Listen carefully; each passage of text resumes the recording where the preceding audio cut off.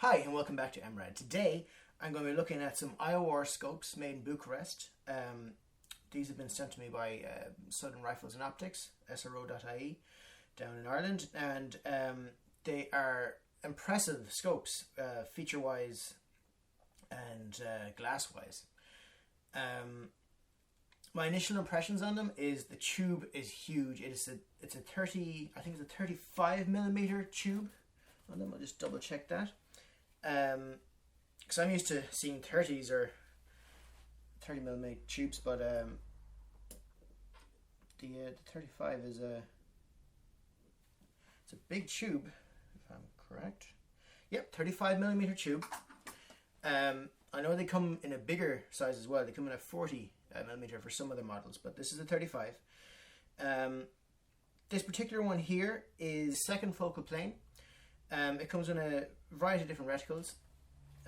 This one has its main features are it has a zero stop, which is very easy to set up. To use the zero stop, it's very simple. You just loosen the Allen keys on this ring on the bottom. When it's zeroed, you screw this ring all the way down until it touches the housing, and tighten back up your Allen keys. And that's it. It's as simple as that. Literally, the ring won't go any further backwards. You can't drop off any more elevation because the ring will touch the scope body and it won't go any further. It's as simple as that. Nothing complicated about it. Works really well. The turrets in this one are MOA, so one click is quarter MOA. The crosshair is actually, it's calibrated with the zoom on this to be MOA or MRAD. At 14 times zoom, each subtension on the reticle is 0.5 MRAD, which is brilliant for range estimation because it makes the sums nice and square in your head.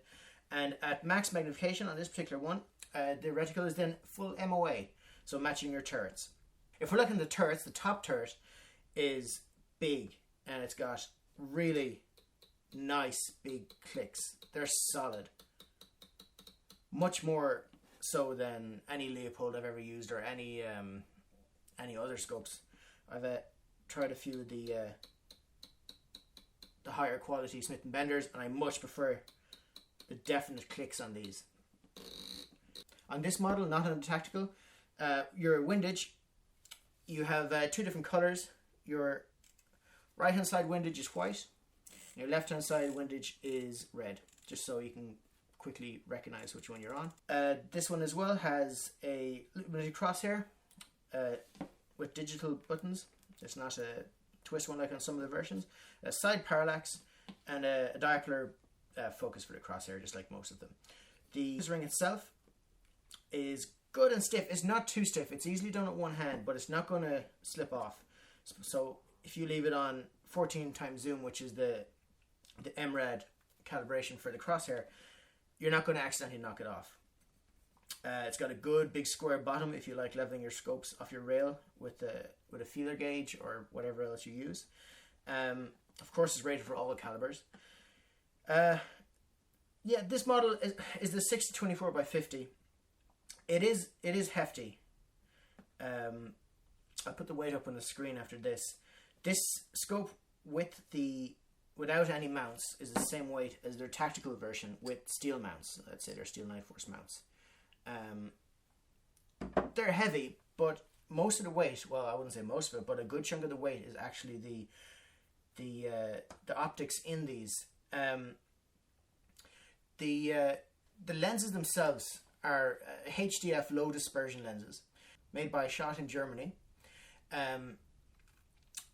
They have a particularly impressive resume when it comes to making glass. They're the guys who made the optical systems for the Pioneer and Voyager probes. The type of glasses in these ones, the front objective lens, is a particularly special one, and it's only, just from quick googling, I couldn't find it in many other types of scopes other than Steiner, which is another German make of scope. And I'm going to try and say it correctly here. It's a apochromatically corrected lens, which basically means that when the light comes into the lens, the different wavelengths of light bounce out at different angles. And on a normal convex lens, which most scopes will have, that means on higher magnifications, when you're looking at your target or your image, you'll get a kind of a rainbow effect around the edges. This is the light just not lining back up, and you're getting a multiple shadow of color on the target you're looking at. There's none on this, and that's the first thing I noticed. And I didn't know what it was, but straight away I didn't realize it's on the box and it's on the logo. This is an apochromatically corrected lens, and it's 3 different lenses which are mounted together to line up the different wavelengths of light, the main colors of light, before it gets to your eye plane. I'll put up a quick picture I think I got from Wikipedia or somewhere just to show what that means. But it does make images incredibly crisp. There's no fuzzing around the edges, there's no haze effect, there's no color distortion. And that was the first thing I noticed when I picked it up, when I looked across at about 1,000 meters at full zoom on the bigger scope, this one here at a 24 times zoom. It was amazing. There was no rainbowing around the edges. It was so clear. Now, I did record video with the tactical version, which is this one here, which is basically all the same features, different reticle, same turret system, lockable, with something else I'm going to talk about in a second. And this one has a maximum zoom of 18, and I slipped this up on the test rig, and I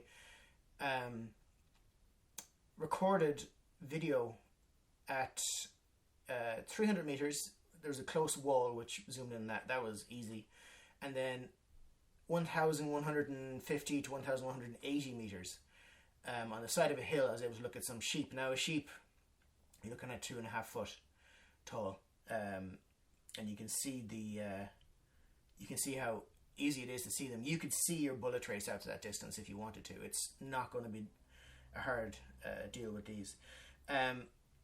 One of the nice features that's with these, which you don't get with some other scopes around the same price range, is this top one doesn't have it, but this one here has this little dial on the back, which I can show you a picture of. And what it does is it allows you to set your scope for 2 zeros, be that 0 out of 100 or 0 out of 100 with a suppressor or a different load or a different bullet weight, or maybe even just 1 0 out of 100, the next 0 out of 400. It makes it as simple as that. And all it is you set your 0 to your normal 100 or whatever you want. Then you, let's say you're dialing 14 mil to get out to your next one. You dial 14 mil on this, and you tighten the screw on the end of it, and then it locks it up so you can easily go from your 1 0 straight out to your other 0. You never have to touch and dial the dial at all. Very, very simple. Very, very nice feature. But yeah, the scope, the only thing that takes away from it is the weight, but that's not a big deal. It's not designed for a lightweight stalking rig. It's designed for accuracy, and in the case of the smaller ones, it's a little bit lighter. It's designed for a tactical workup. But amazing glass from these guys in Bucharest. Amazing features, and the build is incredibly strong. Which, yeah, you can make up your own mind with looking at that video I recorded through this one. I didn't mount and record through the bigger scope, the 24, but it was as clear, just a bit more magnification on it. The only downfall that people are having, which isn't really a downfall, is they say that it's very, the construction is very simple, and that wouldn't really take away from it, but like, for example, the 0 stop, you just twist down the bottom ring until it touches the scope housing, and then it won't go backwards anymore. There's no fancy mechanics to it, but it works really well. These guys, I.O.R, have been making military scopes for a long time, and they've got the knowledge of how to make something work reliably under pressure and under good hammering, that they won't break. And I think that's really what they have accomplished. A really good optic that you're not going to break.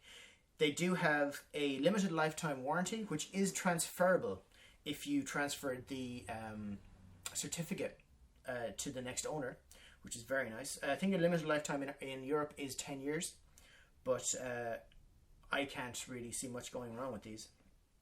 So that was my quick review on these I.O.R scopes. They're a very, very nice scope. I would consider getting one myself, maybe a smaller one for stalking, just for the complete clarity of it.